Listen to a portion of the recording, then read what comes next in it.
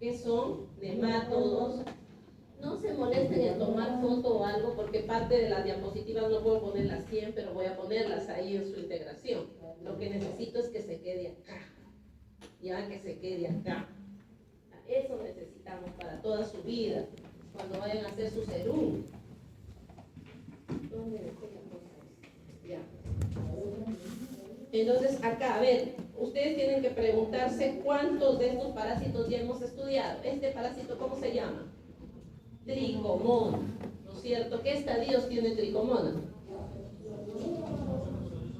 Solo trofozoito. ¿Qué muestras biológicas solicitamos al paciente para otra? Secreción, orina también puede ser, ¿no es cierto? Acuérdense que este parásito es vaginal o de repente obtenga un masaje prostático o obtenga orina también, ¿no? Pero eso es fácilmente se muere porque es un trofo, hay que verlo directamente, ¿no? Ya les dije la respuesta ahí. Acá en tricomona no me vayan a decir de que lo identifican por ELISA, por Western blot, por no, PCR puede ser, ¿no? Pero ¿cuál es el método usual que se utiliza para diagnosticar tricomona? Un método directo, ¿ya? Un método directo donde voy a buscar ahí la tricomona. Ok, en lo que son nemátodos, que son los gusanos cilíndricos, ya acabamos de hablar de uno de ellos que es Toxocara canis. ¿Qué otros se acuerdan de nemátodos? ¿Qué otro?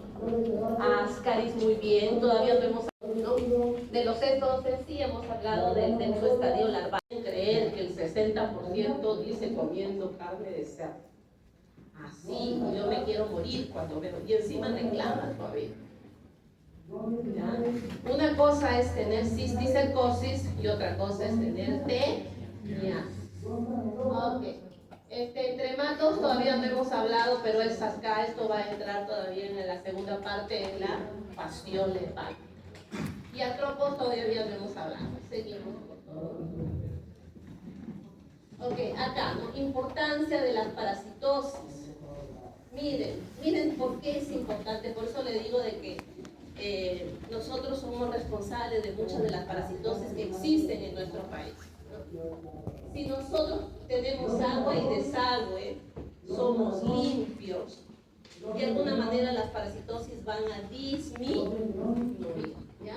Por ejemplo, acá, presencia de vectores. ¿Qué enfermedades transmitidas por vectores? Hemos hablado, porque no hemos hablado en sí de todo el ciclo. ¿Qué son vectores? ¿Se acuerdan de los zancuditos, de las cucarachas, de los triatominos?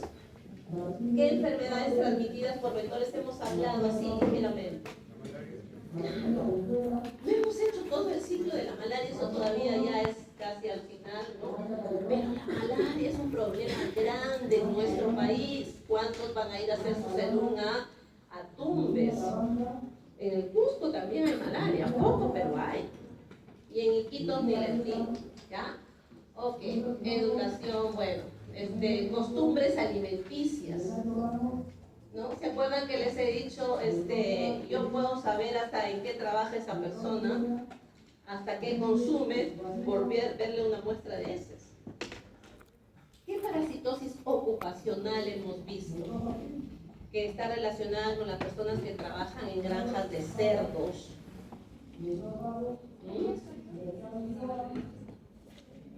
O que son relacionados a trabajos en veterinaria. ¿Qué parasitosis hemos visto y produce una enfermedad ocupacional?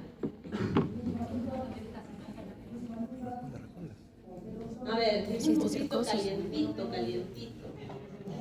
Que el factor de riesgo es criar cerdos o tener contacto con cerdos. Teniasis. Yo por criar cerdos, a ver, miren lo que ha dicho la señorita, pero está bien. Yo por criar cerdos puedo tener teniasis. Por criar, ya digamos que yo tengo mi granja y me dedico a criar cerdos. Para mí, pues. Ya, teniasis tengo cuando como la carne inhalada.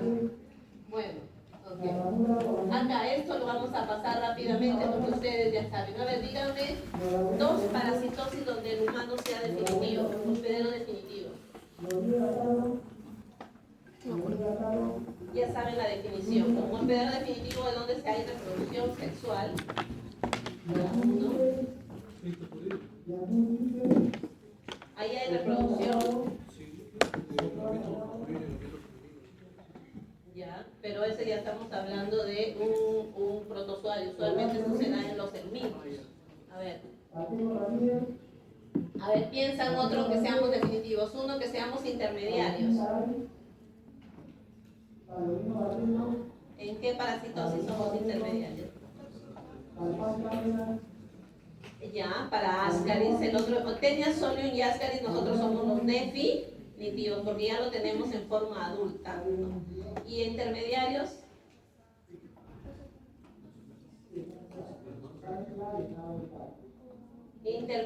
que lo vamos a tener en forma de larva, o donde no se da una reproducción sexual. También la Tenia solium también somos intermediarios. ¿Se entiende? En Tenia solium también somos intermediarios porque lo podemos tener en estadio de larva, ¿correcto? Para técnico el único que hemos hablado es de Toxocara. Y reservorio, bueno, todavía creo no lo tienen muy definido, pero reservorio, por ejemplo, nosotros somos reservorio, vamos a hablar más largo cuando hagamos malaria, pero nosotros somos reservorios, por ejemplo, de malaria. Nosotros somos reservorios de entamoeba histolítica. Todas las personas que tienen entamoeba histolítica, la sesión 6, todas las personas que tenemos entamoeba histolítica, que nos infectamos con entamoeba histolítica, ¿tenemos síntomas? No. ¿Correcto? No todos tenemos síntomas. A ver, la siguiente, acá, ¿no? Ciclo monoxénico y heteroxénico, ¿no?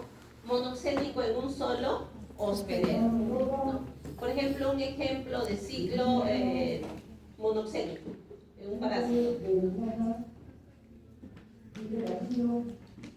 que se desarrolla en un solo hospedero. Giardia, entamoeba histolítica. Los coccidios serán de ciclo monoxénico. A ver, alcen la mano los que dicen que sí. ¿Los coccidios son de ciclo monoxénico? No sé. ¿Por qué? Porque sí.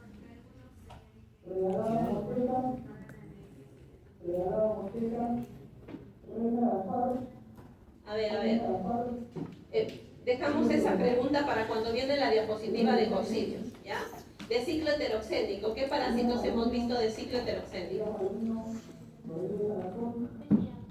Cuando hay dos hospederos. Ya de ciclo heteroxénico. Tenia también, ¿no? Tenia porque hay ¿quién es el hospedero, el único hospedero de Tenia solium? El humano. El único hospedero de Tenia solium, a nivel de adulto, pues, ¿no? El único hospedero definitivo de Tenia solium. El humano. Yo no voy a sacar una Tenia solium de una vaca, de un cerdo, solamente del humano.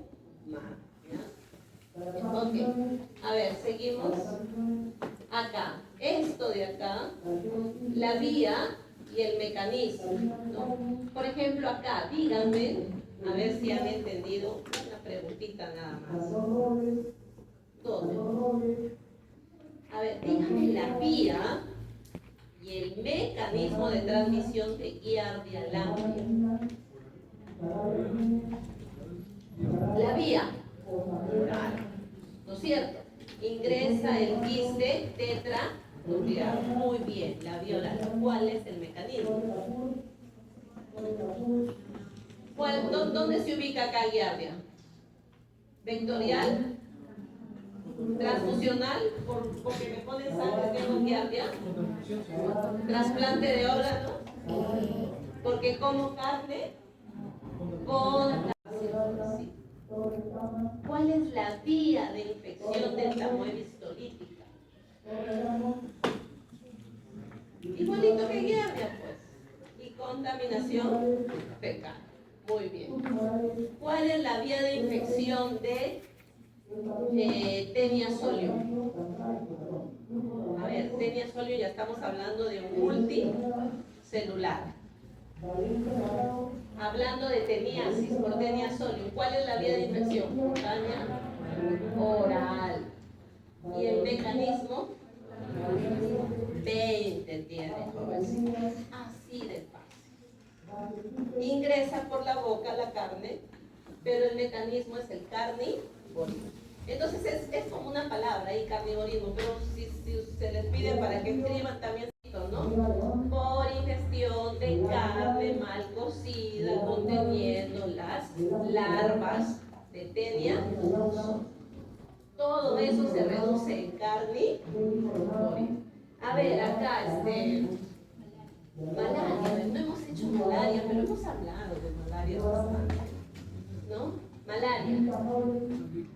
A ver, malaria, acuérdense que malaria es una enfermedad metaxémica.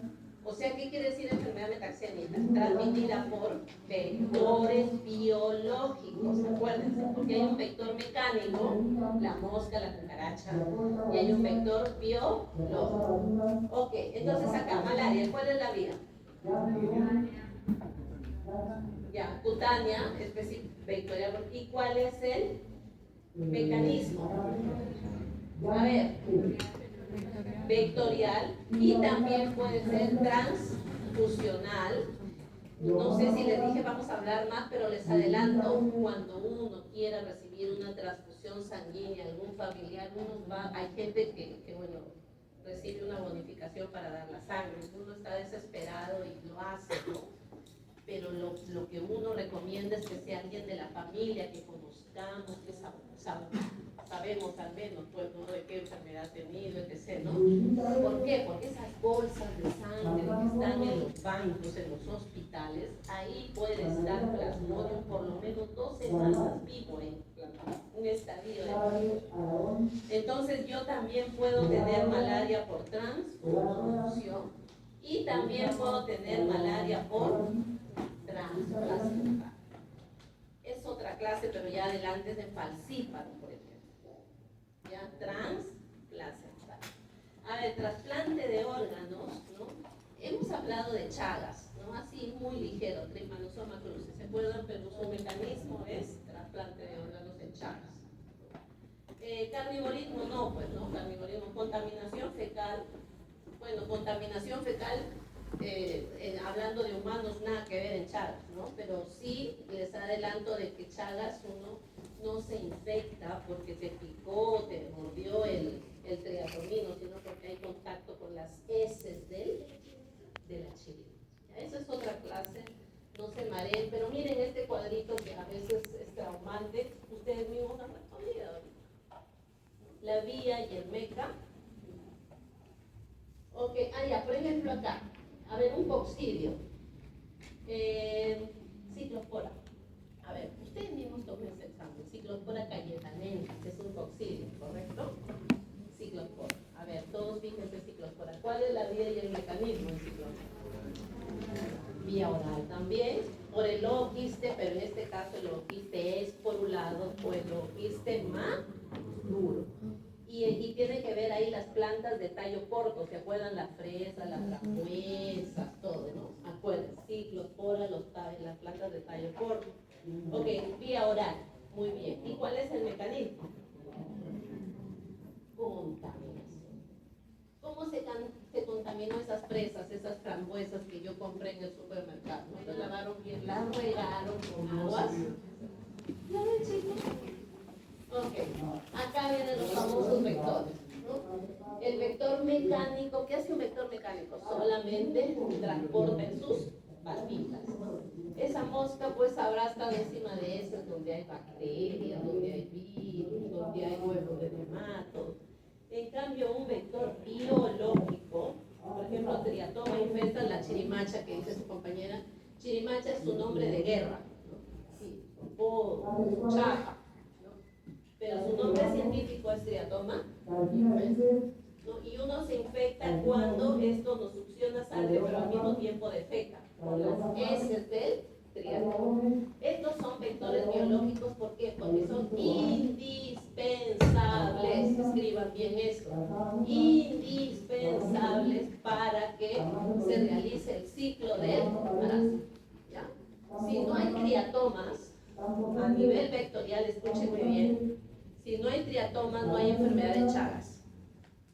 Pero acá hay un problemita que les voy adelantando. El problemita es que Chagas no solamente me infecto con las heces del triatomino, sino que también me infecto con transfusión.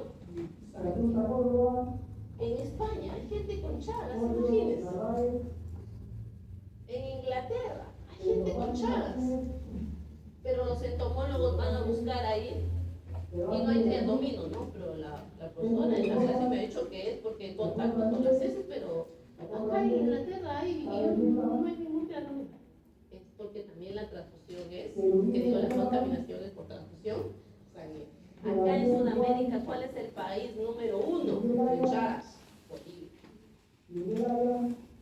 Bolivia es el número 1. Y hay muchas personas bolivianas, ecuatorianas, peruanas que se van a Europa. Hay mucha gente en Italia, hay mucha gente en España, en París, y se están llevando su enfermedad de Chagas. Se casan con ingleses por ahí, de ahí les nace un bebito con Chagas, porque también es con... Esa es una clase muy bonita que todavía la vamos a dar después, pero ya quiero que relacionen esto. Una cosa es vector biológico y otra es vector mecánico. Acá, por ejemplo, tenemos, bueno, hemos estado hablando mucho, esto todo es virus, ¿correcto?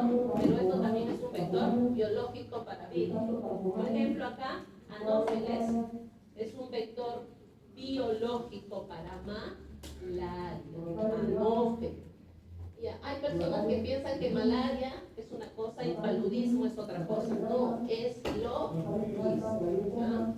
Bueno, Cules es un vector biológico también en eventos. Vayan acordándose de este nombre, filarias. Filarias son nematodos, que vamos a verlo después, que también son transmitidas por estos grupos. Miren, jovencitos, acá. ¿Quién me dice cuál es el número 7? A ver, ¿qué estadio es el número 7? ¿Qué estadio es el número 8? El número 9 saben todos, ¿no? Ya, el 7, ¿qué es el 7?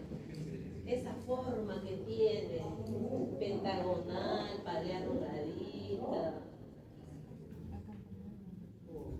Les ayudo, es un quiste ya. ¿Pero de qué? Acanta moeda. Ahí está, eso lo han visto en la práctica. De repente lo han visto verdecita, creo que la lámina está como verdecita, pero hay otras transparentes también, la morfología. ¿En qué muestra podemos encontrar ese quiste de acantamueva? ¿Qué produce acantamueva? ¿Qué produce? Acantamueva. ¿Quiénes son las personas en riesgo de tener queratitis? Las personas que usan lentes de contacto. Pero me acuerdo haberles dicho esa clase, me acuerdo haberles dicho que claro, las personas con lentes de contacto están en riesgo, pero nosotros, por ejemplo, acá que tenemos algún problema de retina, también estamos en riesgo porque puede ingresar, ¿no?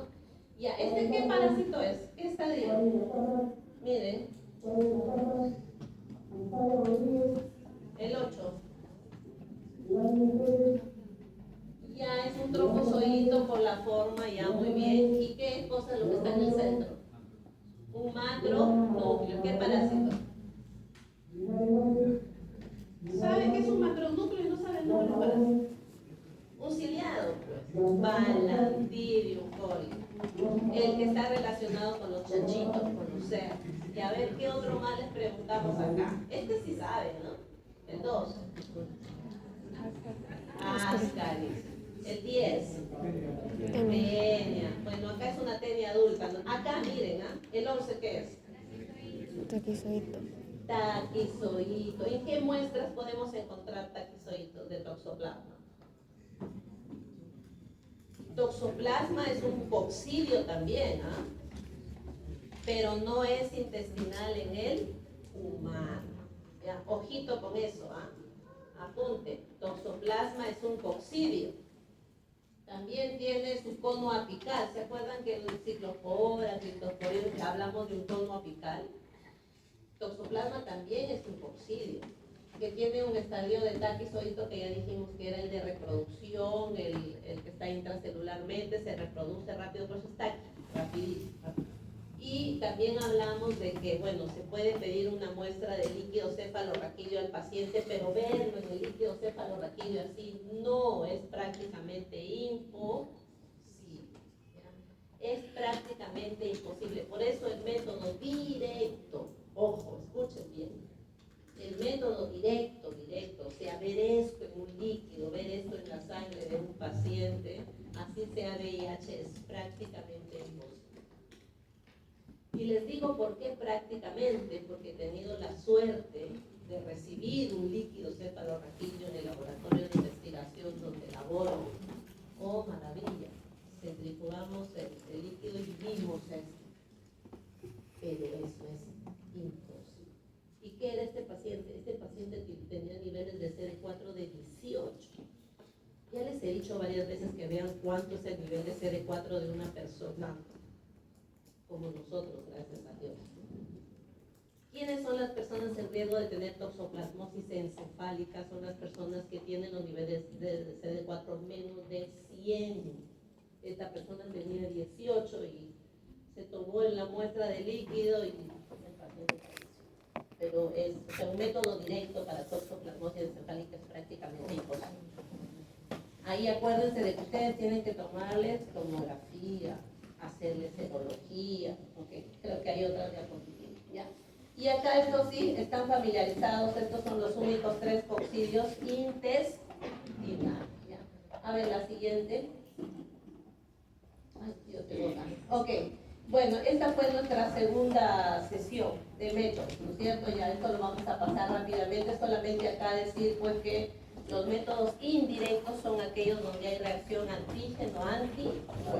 El ELISA utiliza anticuerpos marcados con enzimas, la inmunofluorescencia utiliza anticuerpos marcados con fluoróforos y el Western blot también es un método indirecto.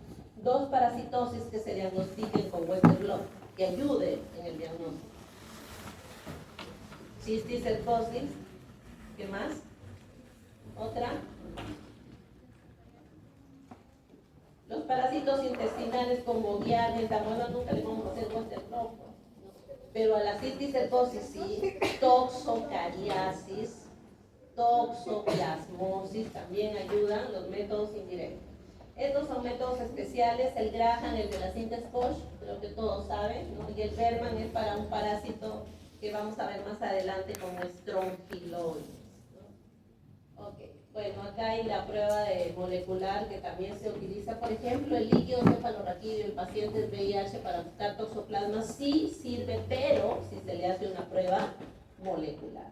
Si yo busco el ADN del parásito, pero que yo busque el taquizoito, eso es prácticamente 99% imposible. ¿Ya? A ver, esto ya lo pasamos rápidamente. Ya saben diferenciar qué cosa es un método, qué cosa es una muestra. Correcto. Todos estos no son métodos, todos estos son muestras biológicas.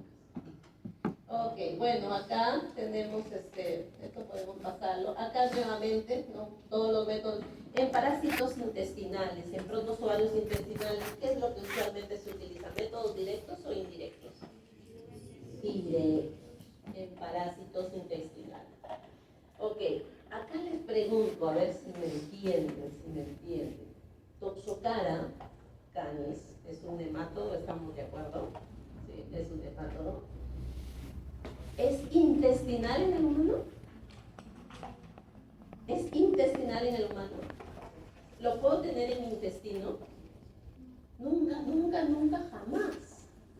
Es intestinal en el perro. Correcto.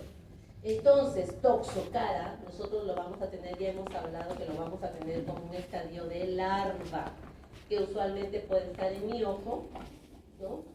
O puede estar también en mis vísceras. ¿Se acuerdan? Larva, migrans, visceral. En este caso, ¿qué métodos utilizan en humanos? ¿Un directo o un indirecto?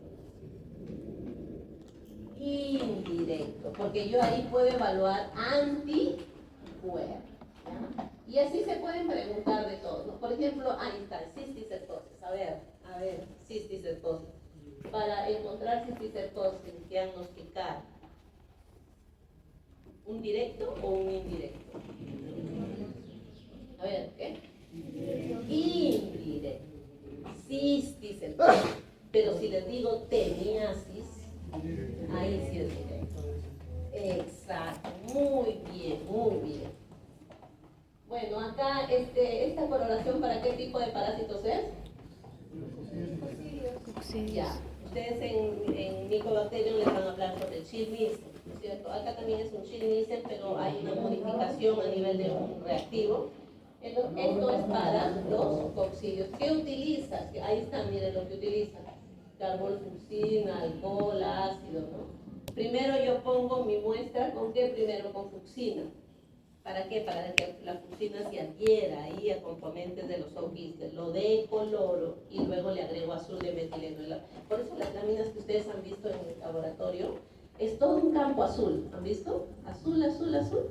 Y dentro está el oquiste fucsia. Ese azul es azul de metileno y ese fucsia es eso, pues fucsina fémica. Entonces, esto también les dije de que esta parasitosis está subestimada, ¿no? O sea, acá, ¿por qué está subestimada? Porque no todos los laboratorios tienen este colorante, lamentablemente. Entonces hay niñitos que se van con una diarrea terrible y les hacen solamente su gotita de Lugol. Con Lugol yo voy a ver Cryptosporidium. ¿Cuánto mide el oquiste de Cryptosporidium? Ahí está, ¿ves? De 4 a 5. Ciclospora podría, de repente, si tengo experiencia, verlo con Lugol. No, pero se recomienda hacerlo con el colorante. Cistoisospora sí es más grande, lo puedo ver. Bueno, acá lo pasamos rápidamente, ¿no? Las placas de lisa ya conocen el fundamento en amebas de vida libre, ¿no? Acá tenemos Naegleria, la come cerebro. ¿Qué muestra se pide para Naegleria? Líquido cefalorraquídeo. Líquido cefalorraquídeo. LCR. Respuesta de anticuerpos no, porque está en una semana, pueden matar al paciente lamentablemente y ustedes tienen que empezar a tratarlo por sintomatología o por la famosa anamnesis. Acantamueva ya hablamos, ¿no? ¿Cuáles son los estadios diagnósticos de acantamueva? Quiste y trofozoito. A ver, balamutio. ¿Se acuerdan de ese señor que se le cayó una máquina en la pierna y se hizo una herida y nadie lo curó y después tuvo problemas neurológicos porque esta ameba ingresa por las heridas? ¿Ya? Bueno, Sapinia hay solamente un solo caso reportado. Acá, para que vean de que hay lesiones cutáneas. ¿Qué amebas producen lesiones cutáneas? ¿Naegleria produce lesión cutánea? No, Naegleria cerebral, acantamueva, Balamutio pueden producir lesiones. Y también les dije, no hemos hecho leishmania, pero a veces se confunden con casos de leishmania. ¿Qué vamos a hacer después? Bueno, acá el trofocito flagelar es el único estadio que tiene Naegleria. ¿Quiénes son las personas en riesgo de tener Naegleria? Las personas que nadan en piscinas, porque ingresa el trofozoito por las fosas nasales. Ok, ya eso saben bastante más que yo, ¿no? ¿Cómo se diagnostica? Bueno, la tomografía ayuda. Y también les dije que funciona bien un licocefalorraquídeo, pero es cuando uno quiere buscar ahí los trofozoitos, que es lo que se ve en el líquido, no se ven quistes, sino trofozoitos, pues muchas veces se puede confundir con macrófagos. Creo que les mencioné que el doctor Martín Cabello, que es una persona que trabaja bastante en esto, se toma como 1 hora para buscar y después de 1 hora dice, no veo nada, ¿no? Y resulta que el pacientito falleció, ¿no? Porque pasa eso, fallece. ¿Por qué? Porque a veces si es que hay en el licocefalorraquídeo hay 1, 2, 3, por eso es que se recomienda hacer pruebas moleculares. Pero ¿quién hace acá pruebas moleculares? El INS creo que lo hace, pero de investigación, no para diagnóstico. Entonces, si ustedes tienen un paciente, ya, bacán, ya, su líquido, ya váyase al laboratorio tanto que le hagan un PCR para Naegleria. ¿Qué es eso? ¿Qué es eso? No se hace lamentablemente. Entonces ustedes muchas veces tienen que empezar a dar tratamiento al paciente solamente por la anamnesis. Bueno, acá pasamos en acantamueva y hablamos, miren, acá está lo que les di en la fotito, ¿no? El quiste y el trofozoide. la queratitis que puede producir, acá pasamos, acá nuevamente está el quiste y esto, miren, quistes y trofozoitos de acalta nueva, las heridas que puede producir ya esta balamutia. A ver qué más. Bueno, acá trabajos en amebas de vida libre, la verdad es que hay muy pocos. Y también les mencioné de que, si recuerdan, ¿no? Les dije que los médicos saben, o sea, leen mucho, saben mucha teoría, pero es muy importante la práctica. Recuerdo que les dije sobre la situación del COVID, ¿no? Cuando empezó el COVID, el médico, ¿y ahora qué hago, no? ¿Cómo tratarlo? Y después, bueno, lamentablemente muchos muertitos, ya después se pudo manejar mejor, pero fue por y entonces acá los médicos lamentablemente no pueden tener mucha experiencia porque no hay muchos casos de amebas de vida libre reportados. Sin embargo, lo que se piensa que acá hay en Perú, ¿no? Es más casos de balamutia en Perú. En Perú eso es lo que se encuentra en el ambiente también, no solamente en las personas, sino en el ambiente. Miren, acá lo que están observando, no creo que a uno de ustedes les pregunté, esto es una Toxocara canis. Esto es lo que han visto en un frasquito que me dijo su compañero por ahí, ¿no? Esto ya estamos hablando de la sesión 4, que afecta el sistema nervioso, ¿no? ¿Cómo pueden confundir, cómo pueden confundir una toxocara de una tenia? Esto de acá, todavía no hemos hecho el parásito adulto, pero asumo sus profesores algo han leído, eso se llama proglódulos. Miren, este es un parásito, ambos son multicelulares, pero este es un nemátodo en cilindro y este es un cesto en forma plana, ¿ya? ¿Por qué les he puesto esto? Porque este parásito es que elimina huevitos y si nosotros comemos los huevitos vamos a tener la cisticercosis, ¿no? Ya hablamos sobre el taquizoíto, miren, toxoplasma es familia de los de ciclospora, de trito, todos son coccidios. Lo que pasa es que toxoplasma es un coccidio hemático y tisular, ¿ya? Cryptosporidium, lo asumo sus profesores, algo han leído, eso se llama proglódulos. Miren, este es un parásito, ambos son multicelulares, pero este es un nemátodo en cilindro y este es un cesto en forma plana, ¿ya? ¿Por qué les he puesto esto? Porque este parásito es que elimina huevitos y si nosotros comemos los huevitos vamos a tener la cisticercosis, ¿no? Ya hablamos sobre el taquizoíto, miren, toxoplasma es familia de los de ciclospora, de trito, todos son coccidios. Lo que pasa es que toxoplasma es un coccidio hemático y tisular, ¿ya? Cryptosporidium no es un coccidio hemático. Por favor, tengan cuidado. Cryptosporidium es un coccidio intestinal, pero es intestinal en el humano. Ahora, de que en pacientes VIH se pueda diseminar, porque hay personas en los cuales, pacientes VIH, que en el esputo, miren, en el esputo cuando se le ha coloreado se ha encontrado quistes de Cryptosporidium, por ejemplo. Ya, pero Cryptosporidium, ciclospora y cistoisospora son intestinales, ¿ya? Toxoplasma sí es hemático y tisular. Bueno, tricomonas, esto acuérdense de que es muy, muy lábil, en 3-4 horas se muere. Ya, también hablamos, ustedes saben que los gatos que están infectados con toxoplasma, ¿no? Se han hecho estudios, los gatos que tienen toxoplasma, ¿no? Los gatitos, creo que sí les dije, los gatitos viejitos, cuando hablo de gatos viejos son los que tienen más de un año, ya, a eso me refiero. Los gatos que tienen más de un año no tienen taquizoítos, lo que tienen son quistes, ¿ya? Y esos gatos son muy agresivos, enfrentan, ¿no? Y también los ratones, ¿no? Los ratones que tienen toxoplasma también son agresivos, enfrentan al gato. Usualmente el ratón se corre del gato, ¿cierto?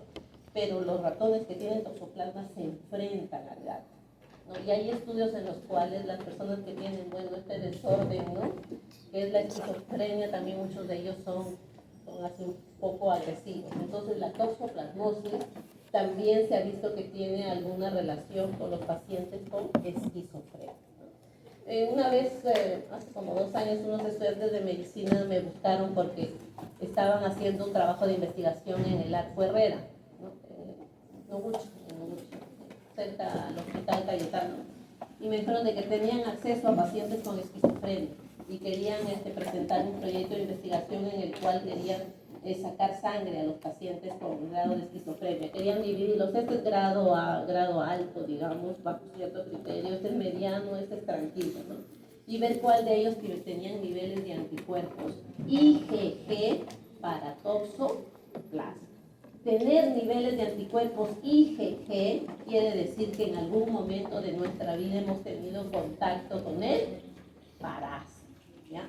Si tengo IgG, es que en algún momento yo he tenido contacto con el parásito, pero no quiere decir que estoy enferma. Pero si tengo IgM, algo hay que hacerle un seguimiento, porque IgM usualmente es de fase A, ¿ya? Entonces, por favor, eso. También cuando el profesor Edward hizo la clase, yo les dije, si usted le encuentra IgG, ¿se va corriendo al médico para que le dé tratamiento? No. El 30% de la población a nivel mundial es IgG positiva. Y de acá seguramente el 20%, el 15% son, porque ustedes son jóvenes. ¿Ya? A medida que uno tiene más edad, ¿no? Esa prevalencia en anticuerpos sube porque hay más contacto. Cuando son niños van como en 10%, 5%, pero ya cuando son, por ejemplo, en Iquitos se van a sorprender, ¿eh? No hay publicaciones, pero en Iquitos el 70% de la población normal tiene anticuerpos IgG. Y acá en Lima es el 40%. ¿Por qué Iquitos 70% y por qué Lima 40%? A ver, eso es una pregunta que ustedes tienen que responder. Hay muchos factores ahí. No solo los que tienen gato son las personas en riesgo. Por ahí la señorita me dice, pero yo odio a los gatos, no me gusta y soy IgG positivo.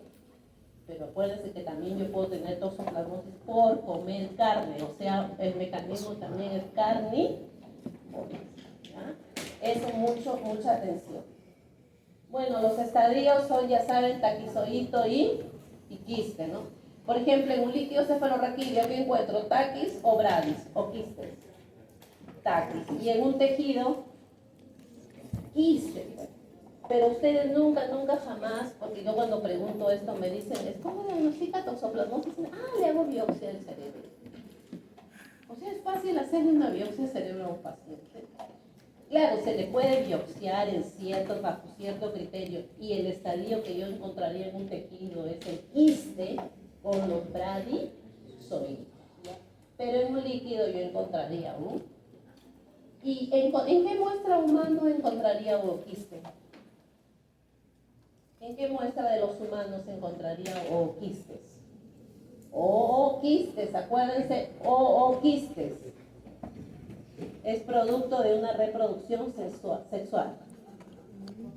¿En qué muestra de humano encontraría quiste? En ninguna, pues. Porque esto de acá se da en la reproducción sexual, o sea, en el gato. En el humano nunca encontraría, porque el humano nunca se comporta como definitivo. El humano solamente es intermediario. Los agarré, creo ahí, ¿no? Y bueno, acá hay que conocer un poco qué quiere decir IgG, qué quiere decir IgM, qué quiere decir IgA. IgA es una inmunoglobulina secretoria, tiene mucho que ver en los protozoarios intestinales. Ya cuando hagan inmunología van a ver ahí cómo se compone, cómo está formada una inmunoglobulina A, que es secretoria y ayuda en combatir los protozoarios intestinales. IgE más que todo es casos de alergia, ¿no? Acá está miren, una de las maneras de adquirir toxoplasmosis también es por transmisión congénita. Miren acá, transfusión sanguínea. Acá, trasplante de órgano. Y acá, miren, comiendo una rica parrillada, un chanchito, todo. El 30% de los chanchitos, y esto está publicado, ¿no? El 30% de los chanchitos en Tumbes tienen anticuerpos IgG IgG para toxoplasma. ¿Qué quiere decir? Que esos chanchitos tienen el quiste en su tejido. Y yo hago una parrillada y no cocino bien el chanchito, yo puedo adquirir toxoplasmosis por carne. Más Caso claro clínico. no les puedo decir. ¿Ah? Ok, bueno, acá son los anticuerpos. Miren, los anticuerpos IgG puedo tenerlos toda mi vida. Una persona que ya tiene contacto con toxoplasma no es que, uy, no, que me traten, que me curen, no, yo no quiero tener anticuerpos, no, o sea, piña, o sea, toda nuestra vida vamos a tener IgG. Pero nuestro sistema inmune es bueno, hay que cuidar a nuestro sistema inmune. IgG quiere decir que yo tengo un quiste, pero si mi defensa baja, ¿qué pasa con ese quiste? Se rompe. Y lo que salen son ¿qué? ¿Qué salen al torrente sanguíneo cuando se rompe un quiste? Bradizoitos que se comienzan a diseminar y pasan a taquizoitos y se van al cerebro. ¿Ya? Ok, o sea, una persona, escuchen muy bien, una persona que nunca ha tenido contacto con toxoplasma, quiere decir que es IgG negativo, ¿correcto? ¿Estamos de acuerdo? IgG. Y esa mujer se embaraza. Y esa mujer en 1 o 2 semanas ya está embarazada, se contagia. Por eso es importante cuidarse de los gatitos, sobre todo los cachorritos en una mujer embarazada. Esa mujer está limpiecita de tóxicos, no tiene anticuerpos, pero justo piña se contamina cuando está embarazada. Ahí es un riesgo alto. ¿Ya? De que pueda, por eso ahí lean en Botero, ahí dice primer trimestre, segundo trimestre, tercer trimestre. Ya es muy riesgoso ahí. Pero puede tener también abortos, ¿no? Abortos. Pero una mujer que ya ha tenido anticuerpos, no, el riesgo es menor, ¿no? Y una persona que ha tenido, una mujer que ha tenido abortos por una toxoplasmosis, cuando tiene su otro bebé, ya, no, porque ya tiene anticuerpos, ¿me dejo entender? Ya formó anticuerpos de la primera vez, entonces su segundo aborto podría ser por otra cosa, pero no por toxoplasma. Porque en el primer aborto ya ella formó anticuerpos. Ya lean bien, eso también lo explica su libro, Botero. Y entonces hay que saber bien qué tipo de inmunoglobulinas son, qué quiere decir tener IgG. Miren, si tengo IgM, miren, si tengo IgM, lo puedo tener de repente hasta el mes 10, 11 y 12 y de ahí desaparece. El IgM sí puede desaparecer, pero el IgG lo voy a tener toda mi vida.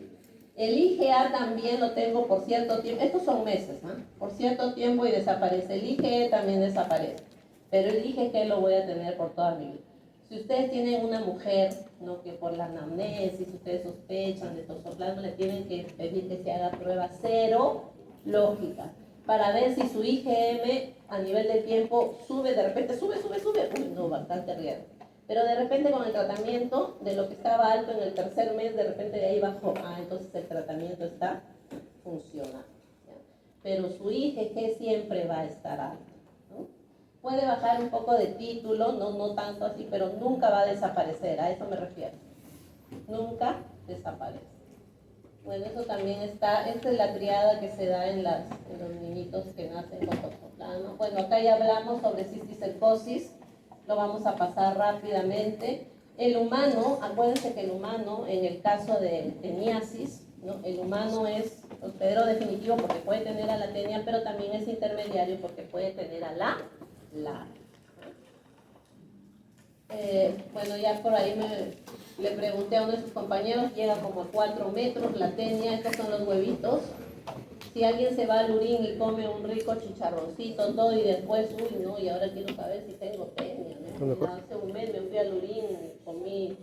Entonces tengo que esperar 3 meses hasta que esta tenia se vuelva adulta y empiece a eliminar. Si ustedes en 3 meses, 4 meses se hacen un parasitológico y no hay huevitos, se salvaron, o sea, no comieron chancho con cisticercosis, ¿ya? Ok. Y acá, pues, ¿no? Y muchas veces es por ingestión de huevos, cuando da la cisticercosis. Y para la teniasis es por comer carne, por carne. Esta es una carne de cerdo y estas manchitas blancas, miren lo difícil que es, algo que tenga mucho cisticerco la carne, ¿no? Pero si se dan cuenta, aparte de una carne de chanchito, hay grasitas así blanquitas. Entonces yo puedo confundir esa grasita con cisticerco. Entonces nosotros en trabajos de investigación compramos eso no chanchos se de confunde ni Huancayo. borra. Lamentablemente en Huancayo hay mucho de esto, ¿no? ¿Y el chancho por qué tiene cisticerco? ¿Qué come el chancho para tener cisticerco? Eso conmigo, no come Lo mismo que heces. el humano. Ese pues. ¿Por qué en Huancayo hay chanchos con cisticerco? Son omnívoros. A ver, pensemos, ¿por qué en Huancayo, no solamente en Huancayo, en Puno también, Cusco, Tumbes, Piura, Lambayeque, hay chanchos con cisticerco? ¿Qué comen esos chanchitos? Caca, pues. ¿Y por qué comen caca esos chanchitos? Porque hay gente que está infectada y está haciendo sus deposiciones en campo abierto. Por eso le digo de que si hay cisticercosis es por nuestra culpa. ¿Ya? Y otra parasitosis como es la hidratidosis también es por nuestra culpa, que lo vamos a hacer después, ¿ya? Entonces nosotros somos culpables de muchas parasitosis, ¿ya? Ok, bueno, acá es el Western Blot, hay que sacarle muestra de sangre, lo centrifugamos para tener Igual el suero. Ya saben la diferencia entre suero y plasma, ¿no? Suero, para obtener suero lo saco con anti. ¿Sí? ¿No? Para obtener suero lo saco, la sangre sin anticoagulación. Ya. Bueno, a ver, ya de ahí pensamos. Acá tenemos la toxocariasis ocular, miren la larva. Nunca el humano va a tener un adulto, sino va a tener solamente la larva. ¿Cómo nos infectamos con toxocara? Miren, acá también tenemos otro, es macroscópico, con los huevos larvados. Y a ver, pasamos esto rapidito. Tricomonas, acuérdense que las tricomonas, ¿no?, son muy lábiles, tienen cisteína proteasas, producen citoquinas inflamatorias, ¿no? Eso leen por favor. Acá están los ooquistes, bueno, que el ooquiste de Cryptosporidium tiene 4 esporzoitos sueltos. Acuérdense que el ooquiste, si en mi casa, a ver, uy Dios, cómo nos gana la hora. Si en mi casa yo tengo eso es atrasado. un niño con con Cryptosporidium. Tengo un niño con Cryptosporidium. ¿Qué medidas extremas tengo que tener en cuenta? A ver, cocino bien la carne, me lavo bien las manos, si compro frambuesas las lavo bien, si tengo un niño con Cryptosporidium en mi casa. ¿Cómo es ese ooquiste que es eliminado por ese niño, por ese adulto con Cryptosporidium? Directamente infectado. ¿Ya? Entonces, si yo tengo a un niño, a un adulto con Cryptosporidium, yo tengo que maximizar el lavado de manos, la higiene. Si yo tengo un paciente con ciclospora en mi casa, las medidas también, bueno, siempre hay que tener limpieza, ¿no? Pero las medidas serán así también. La ciclospora cuando es eliminada es inma. Entonces nosotros, por eso es que eso está más relacionado a regar las plantas con aguas servidas, las plantas de tallo corto. Entonces diferencien bien, por favor. ¿Cuál de estos cocidos es de transmisión de persona a persona? Sí, inmediato. Criptos. Ok, estos son los tamaños, ¿no? Acuérdense que en una solución con Lugol es casi imposible, no es casi, es imposible ver Cryptosporidium. Por eso es que muchos de los casos de diarrea que van a los hospitales, uno dice, no tiene, debe ser un virus. Y le dan tratamiento para virus y lo que tiene es Cryptosporidium. Lo que pasa es que con el método que están utilizando no lo detectan. Ya, ok. Acá miren, Cryptosporidium tiene potencial zoonótico. Eso también es importante, ¿ah? ¿Qué cosa es un parásito que tenga potencial zoonótico? Porque puede ser transmitido por animales, o puede ser que lo tiene el hombre o lo tiene el animal, o el humano se infecta por el animal, ¿no? Ok. Y ahí está Cryptosporidium, ciclospora, ¿no? Ya saben que está relacionado con miren, acá están las plantitas de tallo corto, ¿no? Así se elimina, no es infectante, así ya es infectante. Y para eso pasan 4 días, por lo menos, ¿no? Otra cosa, la Callo especial. ubicación. ¿Dónde están estos cocidios? Intestino delgado, grueso. ¿Dónde están? En el delgado. Algunos están predispuestos al yeyuno, otros al duodeno, pero en general están en el intestino delgado. ¿Giardia dónde está? Intestino giardia, delgado. Entamoeba histolítica, grueso. Ya bueno, acá pasamos rapidito.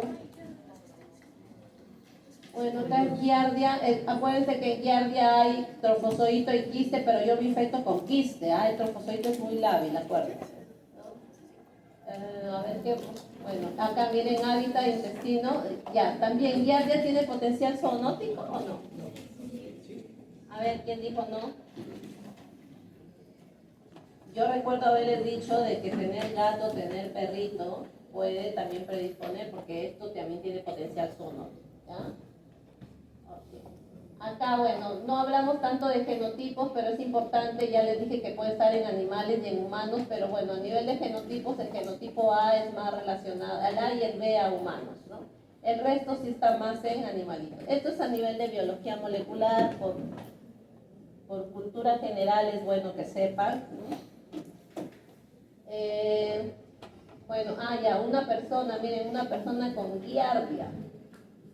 Una persona con giardia, una de las características es que su barriguita se infla, ¿no? Está llena de gases. Meteorismo, anorexia, ¿no? Y lean bastante sobre la inmunoglobulina A. ¿Qué función tiene la inmunoglobulina A en estas parasitosis? Acuérdense que es una inmunoglobulina secretoria, ¿ya? ¿Favorece o desfavorece a una persona que tiene este protozoario? ¿Ya? ¿Le ayuda a combatir o no? Acuérdense que también los protozoarios destruyen, ¿no? Entamoeba histolítica también destruye este tipo de inmunoglobulinas, entonces no le ayuda. ¿Cómo hacerlo? Bueno, acá ya en las amebas, acuérdense que la ameba coli puede tener hasta 8 núcleos, la histolítica solamente 4. ¿Quién es la que tiene una vacuola grande de glucógeno que se tiñe con el lugol? Yoda, ahí viene su nombre, yoda mueva, ¿no? Acá. ¿Es patógena o comensal comensal? Y también el pobre chanchito se galardona con muchas parasitosis, ¿no? También el responsable del reservorio es el cerdo, en yodamueva. Entamoeba histolítica, esta diapositiva ya la tienen ustedes, ¿no? Acuérdense que entamoeba histolítica no solamente es intestinal, sino también es extraintestinal. El ciclo biológico, miren la forma como ingresa, ¿no? El botón de camisa, cuello de botella que le dicen, ¿no? Y acá puede haber, lo que siempre afecta es el hígado, ¿no? Pero puede haber en la piel también, ¿no? Yo puedo tener también una entamoeba histolítica en mi mano, ¿no? En mi piel, puedo tener en el cerebro, en el pulmón. Miren, el hígado como está tan contaminado puede ejercer presión sobre el pulmón. ¿Cómo está la fosfatasa alcalina, las transaminasas? ¿Están normales en este caso? ¿Están elevadas? ¿A qué se debe? Esas pruebas ustedes van a solicitar. ¿Cómo diferencian un absceso hepático amebiano de un absceso hepático por bacterias? Porque hay absceso hepático ya sea de origen parasitario y hay otro por bacterias. Ahí lean, ahí hay como 6 razones, Botero menciona como 6 razones para que ustedes tengan una idea de cómo diferenciarlos, ¿no? ¿Qué estadio? Si yo saco ahí en la diapositiva de la profesora Rita Ábalos, ahí hay un acceso achocolatado, ¿no? Se saca ese líquido y yo quiero buscar algún estadio de esta entamoeba histolítica para ver, confirmar si hay entamoeba histolítica. ¿Qué encontraría? ¿Un quiste o un trofozoito? Porque hay 2 estadios en entamoeba histolítica, el quiste y el trofozoito. En ese acceso achocolatado, ¿qué encontraría? ¿Quiste o trofozoito? Ambos, dice su compañero. Quizás no encuentre ninguno, y si encuentre por ahí sería un trofozoito. ¿Por qué? Porque también hasta el trofozoito se muere. Porque ahí acuérdense que hay toda una infección, hay células del sistema inmune que pueden matar. Bueno, acá esto ya está en su diapositiva. También hablamos de una dispar y una entamoeba histolítica. Ambas morfológicamente son similares, pero dispar no es patógena, histolítica sí, y para eso se utilizan las pruebas moleculares. No tanto relleno en esto. Los kits comerciales, miren acá lo que dice, miren, entamoeba histolítica. Hay kits comerciales para detectar anticuerpos, pero también hay para detectar antígenos. Si son antígenos serían en una muestra de heces y ahí se llama el coproelis. ¿Ya? Entonces esto no es de rutina, lamentable. Van a un hospital, esto va a tener, no tienen ni alcohol, pero es necesario que ustedes. Bueno, acá toda la tareita que tienen, ¿no? Imagínense lo que les decía, cómo yo diferencio que está infectado con un virus, con una bacteria, con un parásito, qué pruebas le hago, es lo que se llama el diagnóstico diferencial, ¿no? Entamoeba coli no es patógena, tiene hasta 8 núcleos. Miren dónde está, también en el intestino grueso. Iodamoeba, miren su vacuola de glucógeno. No es patógena, tiene alta prevalencia en cerdos, por eso si una persona tiene iodamoeba, algún contacto con cerdo ha tenido, porque no es normal. Blastocisis, este es otro dilema que van a tener ustedes. Ya en teoría y en práctica les habrán mencionado que acá hasta se dice que es un hongo, es un alga. Acá lo estamos estudiando dentro del grupo de amebas. Aparte de saber su clasificación taxonómica, o sea, no está muy definida, también su grado de patogenicidad tampoco está muy bien definida. Entonces la pregunta es, ¿van a darle tratamiento a un paciente con blastocisis? ¿Bajo qué criterio? ¿Sí? Okay. No, acá están, en la práctica habrán visto los núcleos que tiene la periferia. Si en una determinada zona encuentran varios niños con blastocitis, una prevalencia de 30 hasta el 50%, ¿qué quiere decir ahí? ¿Qué está pasando con esos niños? ¿Cómo se están infectando? ¿Hay potencial zoonótico de este parásito o no? ¿Solamente lo tiene el humano o los animales también? Blastocitis. ¿Es específico del humano? No, porque como usted mencionó al inicio de la clase, se puede infectar el humano cuando cría algún animal. También puede estar en los animales. Entonces hay un potencial zoonótico. ¿Ya? Ahora, en Botero, por ejemplo, dice ahí blastocitis SP. Y en otra parte dice blastocitis hominis. Y en nosotros también en las diapositivas, ¿no? Porque antes se estilaba decir blastocitis hominis porque se pensaba que solamente hay una especie y es específico del humano. Entonces ahora uno pone mejor blastocitis SP porque no sabemos si es del humano, es del animal, porque está en ambos. ¿Sí? Ya, creo que ya como la última, es Balantidium coli, el quiste y el trofozoito. Miren lo grande que es Balantidium coli, ¿no? Más o menos es 200 micras de largo, 50 de ancho, aproximadamente es el único ciliado y tiene un hermoso macronúcleo prominente. Puede producir desintería y se les dio un artículo en el cual un señor de Apurímac, ¿no? Lamentablemente falleció con esto, que no es mortal. No es mortal, Valentín, simplemente que no hubo un buen manejo, ¿no? ¿Cómo nos infectamos? Ingiriendo el quiste, y cómo diagnosticamos con quiste y trofozoide. A ver, ahí, la respuesta, sí tenemos 5 minutos, ¿no? El link que ya seguramente les ha compartido su compañera todavía termina a 12:20 por ahí. Así es que, no, esa se la pongo en el aula y lo resuelvo, ¿ya? Todo va a estar en su aula, ¿ya? Todo va a estar en su aula. Mire, acá este es su libro de consulta y este es su guía. Entonces el examen es de todo esto y de lo que hayamos hecho en la clase. Ok, jovencitos, 20 en su examen.